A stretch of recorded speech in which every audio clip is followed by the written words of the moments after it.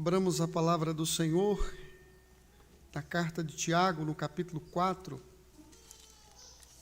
Nós leremos do versículo 13 ao versículo 17.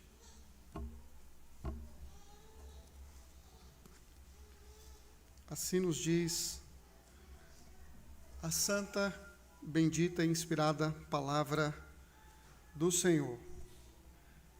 Atendei agora, vós que dizeis, hoje ou amanhã iremos para a cidade tal, e lá passaremos um ano e negociaremos e teremos lucros. Vós não sabeis o que sucederá amanhã, que é a vossa vida. Sois apenas como neblina que aparece por instante e logo se dissipa.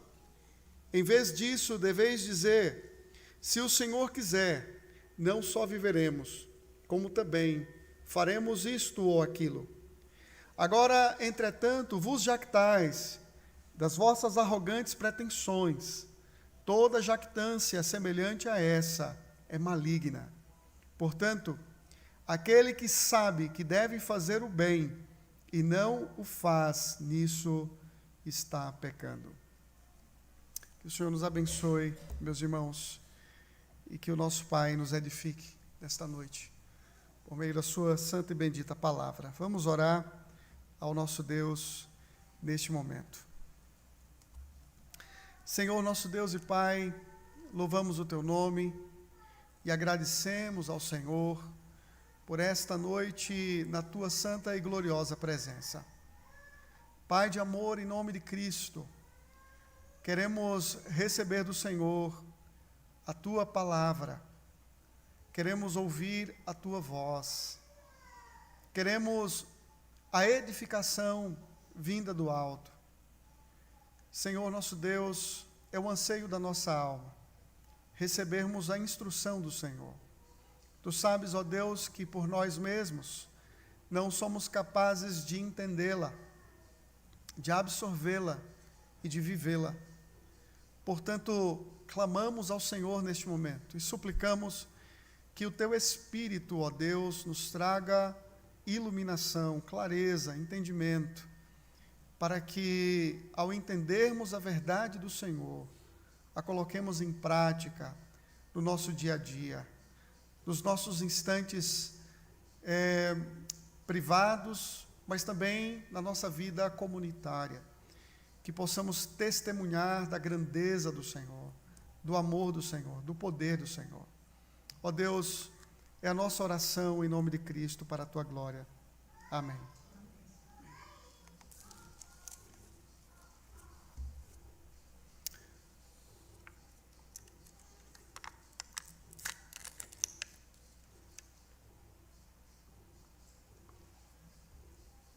Meus irmãos, o filósofo grego Protágoras citou uma frase muito importante que tem refletido a conduta e o coração do homem nos nossos dias. O homem é a medida de todas as coisas. Uma frase proferida por Protágoras: o homem é a medida de todas as coisas. Isso fica muito claro quando lemos a história de Babel, no capítulo 11 de Gênesis, quando o homem, após o dilúvio, ele procura construir uma torre numa planície, onde o nome deles pudesse ser celebrado, lembrado, jamais esquecido. O homem queria fama, queria glória, queria toda a atenção para si, queria o centro de todas as coisas, queria uma vida livre de Deus, dos seus juízos, da sua presença e intervenção. É claro que este projeto que foi pensado, arquitetado e executado, ele não progrediu porque o próprio Deus interferiu, trazendo assim confusão entre os construtores daquela torre. Esse é o grande problema do homem quando busca uma vida sem a presença de Deus, sem levar o Senhor em conta. Quando o homem procura viver os seus próprios projetos, quando eles pensam, quando eles executam os seus planejamentos, sem que Deus seja levado em consideração, isso é tido nas Escrituras como uma postura pretensiosa e arrogante, à semelhança dos construtores da Torre de Babel. Arrogantes e homens que buscavam uma vida autônoma do próprio Deus, que é o Criador e Senhor de todas as coisas. Tiago, no capítulo 4, a partir do versículo 13, ele se propõe exatamente a censurar esse tipo de postura que ele denomina como uma postura arrogante, como uma postura jactanciosa, como uma pretensão do coração humano de se viver sem levar Deus em conta. Esta é a sua proposta. Na verdade, Tiago já vem aqui repreendendo os seus ouvintes em função do seu próprio mundanismo. E uma das maneiras de externar o mundanismo é esta postura arrogante do homem de se colocar acima do próprio Deus. Se vocês recapitularem o que vocês ouviram nas mensagens anteriores, vocês vão perceber que Tiago está condenando o mundanismo que se evidencia nas guerras entre os irmãos, por causa do coração arrogante, por causa dos anseios, por causa da natureza pecaminosa que militava no próprio coração dos seus ouvintes. Ele condena a arrogância do coração e repreende o homem para que o homem seja humilde diante de Deus, deixando bem claro que Deus, ele rejeitará o arrogante, mas ele acatará aquele que é humilde de coração. E uma das maneiras de se evidenciar a arrogância por meio da língua é exatamente quando o homem se coloca acima do seu próximo, quando ele se coloca acima da lei e quando ele se coloca acima do próprio Deus, agindo como se fosse juiz, como se fosse um legislador. Quando o homem procura falar mal do outro, quando ele difama o outro, quando ele gasta o seu tempo para desconstruir a honra do seu irmão, ele então está se colocando acima do seu irmão, ele está se colocando acima da lei de Deus e ele se coloca acima daquele que é o único juiz, senhor e legislador.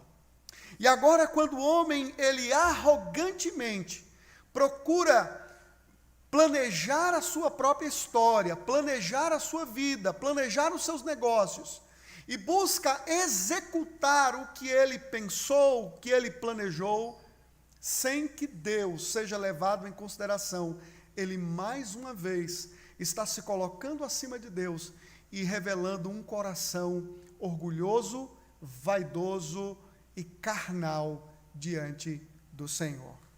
Por isso, eu pergunto a você nessa noite, qual é o lugar de Deus nos seus planos? Qual é o lugar de Deus nas suas decisões, nas suas escolhas, nos seus pensamentos diários? Onde Deus está? Qual o lugar que Ele ocupa na sua vida? Quando você planeja, quando você pensa em alguma coisa, em fazer algo, Deus é levado em conta, Deus é levado em consideração. Qualquer postura contrária a essa é vista na palavra de Deus como uma postura vaidosa, orgulhosa e arrogante diante do Senhor. Portanto, eu gostaria de pensar com vocês nesta noite sobre este tema. O que os projetos presunçosos nos revelam? O que os projetos presunçosos nos revelam? Revelam-nos em primeiro lugar, a falta de reconhecimento da nossa finitude. Revelam-nos, em primeiro lugar, a falta de reconhecimento da nossa finitude. Confiramos isso, irmãos, nos versículos 13 e 14 da palavra do nosso Deus, que diz: atendei agora. Vejam que Tiago aqui, ele está se dirigindo aos seus ouvintes, judeus cristãos, que eram muito hábeis no comércio, no negócio. Os judeus eram muito habilidosos nisso, e eles percorriam o mundo antigo, o mundo grego-romano, e eles negociavam com muita habilidade. Eram reconhecidíssimos por conta desta habilidade. E agora, então, Tiago, ele chama a atenção desses homens, e aqui ele chama a atenção como se fosse um treinador grego, naqueles dias, usando uma expressão muito comum, apesar do atendei está no imperativo, aqui funciona mais como uma espécie de vocativo, um chamado à atenção desses homens, para que eles prestem atenção no que ele tinha a falar, porque aquilo que ele iria falar era algo importantíssimo, eles deveriam dar ouvidos. E a semelhança de um treinador grego que chamava os seus jogadores dizendo: ouçam, o que eu tenho a vos dizer é muito importante, vocês devem prestar atenção nas minhas palavras. Então, esta é a ideia que a versão NVI captou muito bem, quando inicia dizendo: ouçam agora, vós que dizeis. É como se Tiago estivesse chamando a atenção dos seus ouvintes, para que eles pudessem ouvir exatamente o que ele tinha para falar, pois era muito, muito importante. Então, a semelhança dos nossos dias, o que esses negociantes estavam planejando era o lucro. Era o lucro. Todos nós trabalhamos por lucro. Todos nós planejamos, todos nós estabelecemos os nossos projetos porque, de alguma forma, pensamos em lucrar alguma coisa. Quando depositamos os nossos valores numa poupança ou num investimento, nós estamos planejando o lucro. E não existe nenhum mal nisso. Não existe nenhum problema em você querer lucrar ou expandir os negócios, ou fazer com que o seu recurso, ele lucre mais. O problema é que esses homens estavam agindo de um modo certeiro. Eles estavam planejando como se tudo aquilo que eles estivessem projetando para o futuro fosse uma certeza. E você pode perceber isso na leitura simples do versículo 1, quando Tiago diz: atendei agora, vós que dizeis, hoje ou amanhã iremos para a cidade tal, e lá passaremos um ano, e negociaremos, e teremos lucros. Vejam os verbos: iremos, passaremos, negociaremos e teremos, todos no indicativo, mostrando que aqui há uma certeza. Eles estão dizendo que o que eles estão planejando, de alguma forma, vai acontecer. Isso é uma presunção, irmãos, do coração. Olhar para o futuro e estabelecer os seus planos como se aquilo que eu estou planejando, aquilo que eu estou pensando, dependesse das minhas habilidades, dependesse da minha própria capacidade, das minhas mãos. As minhas mãos controlam o meu destino, e por isso então eu decido o que vou fazer amanhã, depois de amanhã, daqui a um ano, daqui a 10 anos, como se tudo isso fosse uma garantia. Tiago diz que isso tem um problema sério, porque o homem se esquece de 2 fatores importantíssimos. O primeiro, que Tiago nos chama a atenção, é para a nossa ignorância quanto ao futuro. Veja que ele diz no versículo 14: vós não sabeis o que sucederá amanhã. Vós não sabeis o que sucederá amanhã. Ou seja, o futuro não depende de você. Você não tem o controle.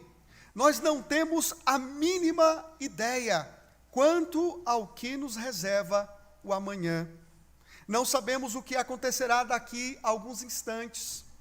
Nessa segunda-feira, no próximo mês, no próximo ano, nós não sabemos absolutamente de nada. Um filósofo romano chamado Sêneca disse algo muito interessante. Ele disse: quão insensato é o homem que faz planos para a sua vida, quando nem mesmo o dia seguinte está sob o seu controle. Quão insensato é o homem que faz planos para a sua vida, quando nem mesmo o dia seguinte está sob o seu controle. Você nunca sabe o que acontecerá em seguida. Você não consegue controlar, dominar essas coisas. Um desastre pode vir a qualquer momento, até mesmo no momento em que você menos espera. O segundo fato fundamental que Tiago nos chama a atenção aqui é a transitoriedade da vida. A nossa natureza, ela é transitória, ela é passageira. Somos seres frágeis, efêmeros, passamos muito rapidamente. Tiago pergunta: que é a vossa vida? E ele mesmo responde: sois apenas como neblina que aparece por instante e logo se dissipa. Nos 2 salmos que nós lemos, o salmista diz que nós somos como sombra. Salmo 39. No Salmo 90, Moisés diz que nós somos como um sono. Ou seja, tanto os salmistas como o próprio Tiago está nos chamando a atenção, meus irmãos, para esta vida que é muito curta. Tudo passa muito rapidamente. A palavra neblina aqui no grego significa vapor. E ele chama a atenção para isso. Para a insignificância da sua vida, para a finitude da sua vida, para essa vida que é muito frágil, que hoje existe e amanhã não mais. Não mais. A vida é muito passageira. Para quem mora no interior, em cidades montanhosas, é muito comum você acordar de manhã e ver aquela neblina tomando e cobrindo todo o vale, toda a cidade. Em alguns instantes, o sol dissipa toda aquela neblina. Ela já não mais existe. A vida é assim. Ele compara a sua vida como um sono, que é muito rápido, como vapor, como o autor de Eclesiastes, como bolha de sabão. É tudo muito rápido, passa muito rápido. Portanto, como nós podemos garantir o que vai acontecer amanhã, se nós não sabemos, se nós temos o conhecimento pleno do futuro? Como é possível garantir o que vai acontecer amanhã, se a nossa vida é finita demais e passa tudo muito rapidamente? A semelhança de Salomão, nós precisamos entender exatamente o que ele diz no capítulo 27, versículo 1 de Provérbios, quando diz: não te glories do dia de amanhã, porque não sabes o que trará a luz. Não te glories do dia de amanhã, porque não sabes o que trará a luz. Existe uma ordem de monges, chamada monges trapistas, uma ordem religiosa, católica inclusive, que eles cavam covas juntas, e depois que eles sepultam ali a pessoa, naquela cova, eles abrem uma outra cova, e eles costumam contemplar aquele ambiente, aquela cova aberta, para que eles tenham sempre em mente a finitude da vida, para que eles se lembrem sempre que a sua vida na terra um dia terminará. É a ideia de alguém que procura sempre ter em mente a ideia da finitude humana. Somos seres finitos, somos seres passageiros. E como pessoas frágeis que somos, não dá para agirmos de forma pretensiosa diante de Deus, planejando e garantindo aquilo que nós não temos o poder de controlar, de administrar. O Senhor Jesus, Ele traz uma história sobre a época de Noé que elucida muito bem o que nós estamos falando. Quando ele profere as seguintes palavras lá em Lucas, no capítulo 17, a partir do versículo 26. Assim como foi nos dias de Noé, será também nos dias do Filho do Homem. Comiam, bebiam, casavam e davam-se em casamento, até o dia em que Noé entrou na arca, e veio o dilúvio e destruiu a todos. O mesmo aconteceu nos dias de Ló. Comiam, bebiam, compravam, vendiam, plantavam e edificavam. Mas no dia em que Ló saiu de Sodoma, choveu do céu fogo e enxofre e destruiu a todos. Existe algum problema em casar, em comer, em beber? Não tem nenhum problema nessas coisas.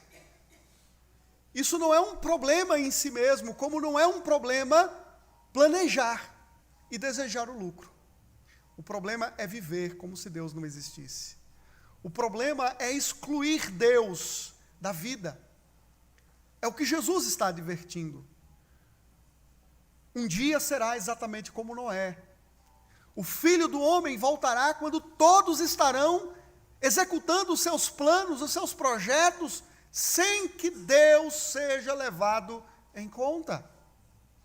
E todos arcarão com as consequências de viverem longe da presença do Senhor. Uma médium famosa nos Estados Unidos, chamada Jane Dixon, em 2 de fevereiro de 1997, ela predisse que uma personalidade famosa levará a nação ao luto dentro de poucas semanas. Foram suas palavras. Tendo a nação ficado de luto ou não, 3 semanas depois, a própria Dixon morreu em decorrência de um infarto, de um ataque cardíaco. Certamente ela não esperava por isso. Mas isso mostra como é a vida humana. A vida humana é extremamente passageira. Nenhum desses eventos infelizes e inesperados, eles poderiam ter surpreendido o pregador que escreveu Eclesiastes, que disse: o tempo e o acaso acometem a todos. Ele mesmo teria dito: o homem não sabe a sua hora. É por isso que ele diz que o homem é pura vaidade. Vaidade de vaidade, diz o pregador, tudo é vaidade.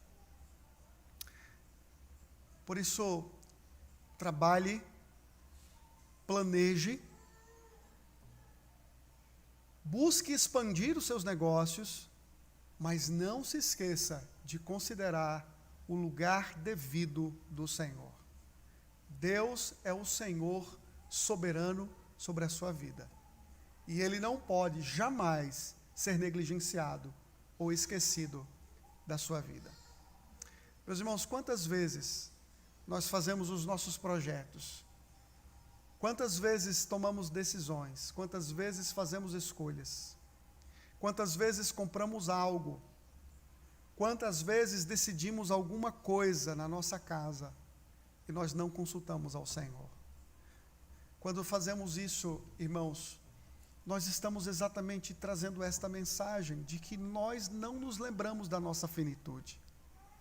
Nós estamos menosprezando quem nós somos, seres finitos, frágeis, e nos esquecendo quem de fato é Deus. o Senhor Jesus contou uma outra história muito interessante, quando ele profere aquela parábola relacionada a um homem que estava cheio de recursos. Ele plantou, ele colheu, ele não tinha como gastar tudo aquilo, ele então guardou tudo em silos, e ele disse: agora eu vou descansar, eu vou repousar. E naquela mesma noite, Deus disse: louco, esta noite te pedirão conta a tua alma, e o que tens preparado, para quem será? Assim é o que entesoura para si mesmo, e não é rico para com Deus. Tomemos cuidado, irmãos, e nunca, jamais nos esqueçamos que somos seres finitos. O que os projetos presunçosos nos revelam? Revelam-nos, em segundo lugar, a falta de reconhecimento da soberania de Deus. Revelam-nos, em segundo lugar, a falta de reconhecimento da soberania de Deus. Em primeiro lugar, revelam-nos a falta de reconhecimento da nossa finitude. E, em segundo lugar, revelam-nos a falta de reconhecimento da soberania de Deus. Leiamos o que Tiago nos diz no versículo 15. Em vez disso, deveis dizer: se o Senhor quiser, não só viveremos, como também faremos isto ou aquilo. Então, neste versículo, Tiago mostra qual deve ser a atitude correta quando fazemos planos para o futuro. Isso ele demonstra por meio de um contraste. Veja, ele está contrastando o versículo 15 com o versículo 13 e 14. Aqueles que agem de forma certeira, como se aquilo que estão decidindo dependesse única e exclusivamente das suas próprias mãos, ele agora está dizendo: não, você não pode fazer assim. Você tem que tomar uma postura reconhecendo que tudo o que você faz depende de Deus. Ele diz: em vez disso, deveis dizer: se o Senhor quiser, não só viveremos, como também faremos isto ou aquilo. Consegue? Captou a ideia de Tiago? Ele está dizendo: se Deus quiser, você não só vive, você não apenas viverá, permanecerá vivo, como também você poderá planejar e executar os teus projetos e os teus planos. Em outras palavras, a nossa vida depende de Deus. Os nossos planos dependem de Deus.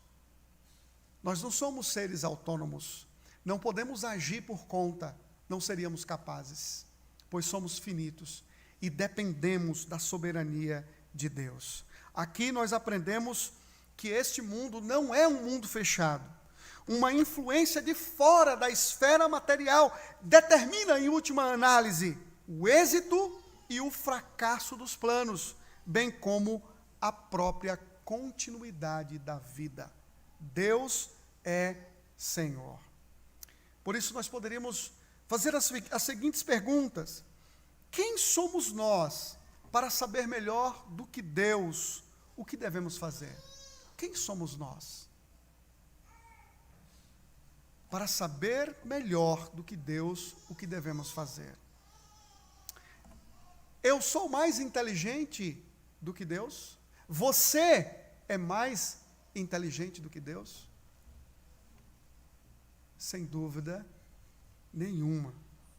Nós não somos mais inteligentes do que Deus. Mas é exatamente isso que nós estamos comunicando quando ignoramos o Senhor.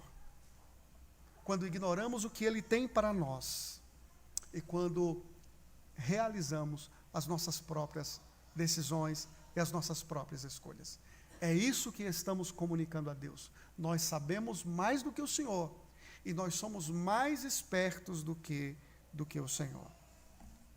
Vale ressaltar também aqui que Tiago não está propondo um chavão. Tá certo? Tiago não está propondo aqui um chavão. Tiago não está propondo para você que você use uma palavra gasta apenas, se Deus quiser, ou se o Senhor quiser. Porque, na verdade, isso era muito comum entre os deuses naqueles dias. Eles também falavam desta forma. Mas é interessante porque Tiago não está aqui dizendo se Deus quiser, mas ele está dizendo se o Senhor quiser. Se o Senhor, aquele que é o Senhor da história, que governa soberanamente por meio do seu Filho Jesus Cristo, Ele é Senhor da minha e da sua vida. Ele nos governa, Ele nos controla, Ele domina soberanamente sobre tudo e sobre todos. Portanto, se o Senhor quiser, não pode ser um chavão, mas sim um estilo de vida. Eu não apenas vou proferir essas palavras quando tomar uma decisão ou quando pensar em algo, mas eu vou viver exatamente assim. Eu vou demonstrar isso não só por meio das minhas palavras, mas por meio da minha vida.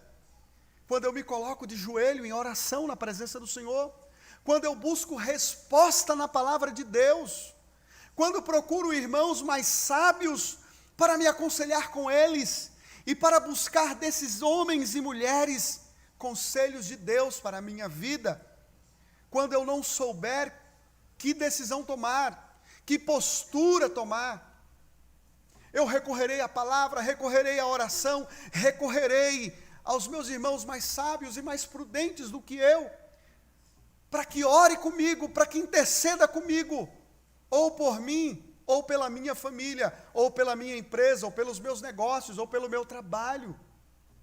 Com isso eu estou dizendo, se Deus quiser.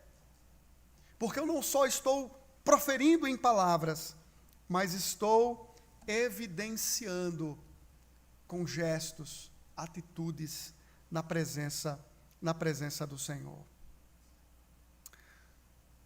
Provérbios 16, 1 diz: o coração do homem pode fazer planos, mas a resposta certa dos lábios vem do Senhor. O homem pode traçar os seus projetos, mas é Deus quem dará a resposta. William Barclay diz: o homem pode propor, mas Deus é quem dispõe, porque o futuro está em suas mãos. O homem pode propor, mas é Deus quem dispõe. Tudo está no seu controle. Certamente Davi compreendeu isso muito bem, quando ele fugia da presença do seu filho Absalão, fugindo de Jerusalém. Ele então profere as seguintes palavras ao seu amigo Zadok. Ele diz o seguinte: torna a levar a arca de Deus à cidade. Se achar eu graça aos olhos do Senhor, Ele me fará voltar para lá, e me deixará ver assim a arca como a sua habitação. 2 Samuel 15, 25. É a mesma coisa, se o Senhor quiser. Mas você vai encontrar esta mesma postura nos lábios do apóstolo Paulo. Em Atos 18, 21, ele diz: se Deus quiser, voltarei para vós outros. Em 1 Coríntios, capítulo 4, 19, ele diz: em breve irei visitar-vos, se o Senhor quiser. E ainda no capítulo 16, versículo 7, ele diz: espero permanecer convosco algum tempo, se o Senhor permitir. Este é o reconhecimento, tanto do Antigo Testamento como do Novo, de que a vida está nas mãos de Deus. Tudo depende do seu controle, tudo depende da sua direção, tudo depende do seu governo. Vejam, irmãos, que, mais uma vez, Tiago não está condenando aqui os projetos, os planos, mas esse coração que exclui o Senhor, esse coração que ignora a Deus, esse coração que despreza a Deus. O planejamento, ele é importante e necessário. Planejar não deve ser uma coisa excluída da sua e da minha vida. Pelo contrário, nós devemos planejar, mas na dependência do Senhor. Não são poucas famílias, por exemplo, que passam por dificuldades, que padecem lutas, que padecem por crises, por grandes necessidades quando o cabeça da família se aposenta ou quando morre. Mulheres, filhos, muitas vezes passam por muitas lutas. Esta pandemia que passou nos provou e nos revelou muito disso. De gente que passou por muita dificuldade por falta de planejamento. Inclusive, na minha própria classe, entre os pastores, muitas esposas e filhos padeceram por falta de planejamento de muitos colegas. Isso tem se provado durante a vida. Em outras palavras, o que eu quero dizer? Que ser presunçoso quanto ao futuro é um erro terrível, mas ser desorganizado quanto ao mesmo também é. Ser presunçoso quanto ao futuro é algo terrível, mas ser desorganizado quanto a ele, não se planejar, não se organizar para dar uma melhor vida para a esposa, para os filhos, é também um mal terrível. Por isso, a questão aqui não é para que você tenha medo do futuro, não é para que você fique paralisado pela inação, por causa da incerteza quanto ao porvir. Deus não quer que você seja inativo quanto ao porvir. Ele quer que você dependa das mãos dele. Ele quer que você dependa da direção dele. Ele quer que você seja um crente organizado. Mas ele quer que você faça tudo isso na dependência do governo e da direção dele. Ele é o Senhor soberano. Ele é o Senhor sobre nós. Dependa de Deus. Confie no Senhor. Dídimo, o cego, um dos pais da igreja, ele usou uma ilustração maravilhosa para explicar a soberania de Deus. Dídimo nos compara como passageiros num grande barco à vela, que nunca encontram o capitão, mas mesmo assim sabem que ele está pilotando o navio. Você pode não ver o capitão, você pode até não contemplá-lo, ele pode até ser invisível para você, mas você sabe que aquele navio tem um capitão, ele tem um rumo e ele tem alguém na direção. O próprio Deus administra o cosmo e cuida dele. Quando você ver um navio que está sendo pilotado e que mantém em curso, você entende a ideia de um piloto, mesmo que ele não seja visível. Semelhantemente, o Criador é conhecido por suas obras e pela ordem de sua providência.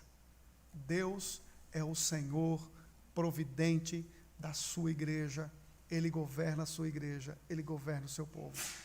E é por isso que é um problema grave e severo se esquecer desse Deus nas nossas escolhas, nas nossas decisões e na totalidade da nossa vida. Abraham Kuyper diz que não existe 1 milímetro sequer na sua vida que Cristo não diga, é meu. Tudo pertence a Ele. E é por isso que nós precisamos viver debaixo do controle e do governo desse Senhor. Então, os projetos presunçosos revelam-nos exatamente isso.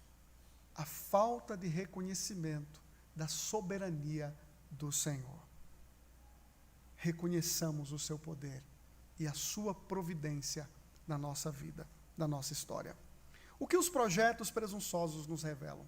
Revelam-nos, em terceiro lugar, a falta de reconhecimento do nosso pecado. A falta de reconhecimento do nosso pecado. Vejam que de 13 a 14 ele fala da nossa finitude, no 15 ele fala da soberania de Deus. E do versículo 16 a 17, ele dá nome exatamente aos bois. E ele mostra qual é o real problema. Ele mostra qual é a forma correta de se viver.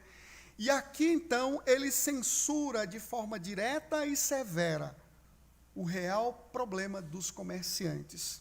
Qual era o problema deles? Eles eram jactanciosos, orgulhosos, fanfarrões. Eles faziam os seus projetos e os seus planos e se esqueciam do Senhor. E não só se esqueciam do Senhor intencionalmente, ou não intencionalmente, melhor dizendo, eles se esqueciam de forma intencional.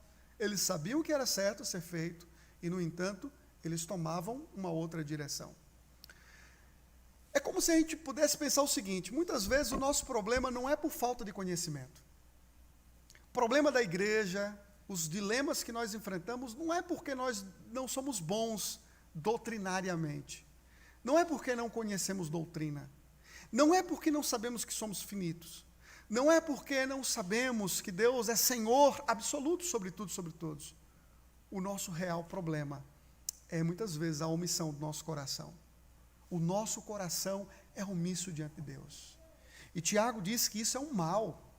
Isso é maligno, é o que ele fala. Isso em si é algo ruim, não é uma coisa boa. Quando nós fazemos os nossos projetos e não consultamos a Deus, e não o consideramos. Tiago diz: isso é ruim, isso revela arrogância, e aqui está o cerne do problema. O coração prepotente e arrogante.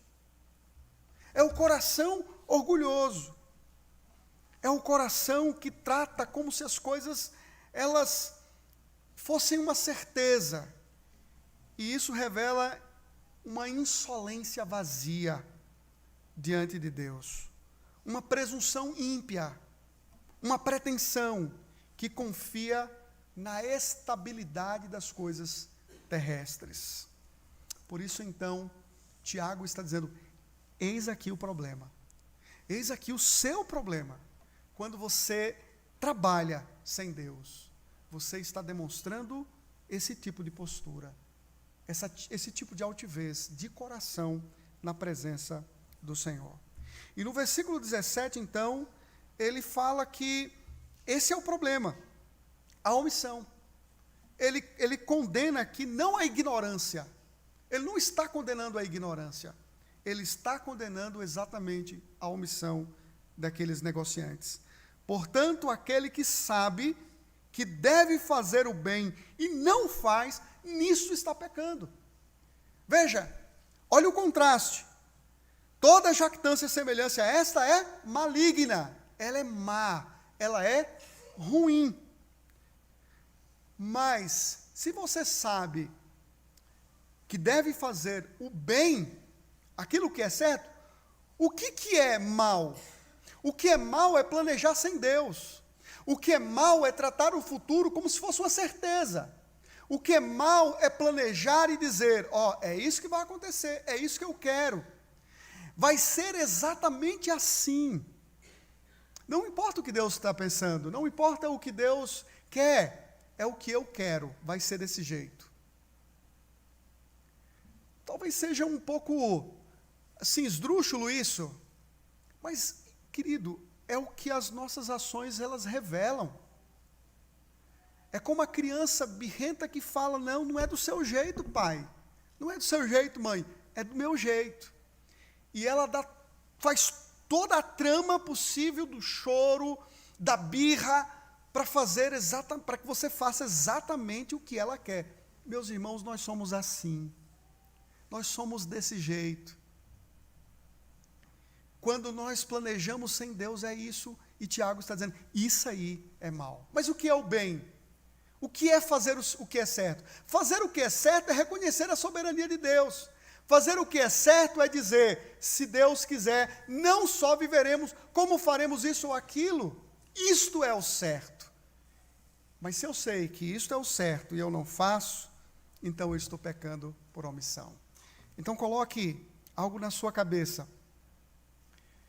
Que nós pecamos muitas vezes, não só pela execução de pecados terríveis na presença de Deus, quando falamos mal do outro, quando brigamos, quando somos infiéis nos dízimos, quando falhamos na igreja de Cristo. Nós não só pecamos quando fazemos essas coisas, mas quando deixamos de fazer, quando deixamos de orar, quando deixamos de ler a palavra, quando deixamos de ser pessoas misericordiosas, quando deixamos de nos envolver com a igreja, quando uma pessoa deixa de tomar uma decisão firme e certa de servir a Cristo, crendo em seu nome e arrependendo-se dos seus próprios pecados, isso é uma omissão, e isso é um pecado sério, censurado e condenado pela palavra do Senhor Jesus Cristo.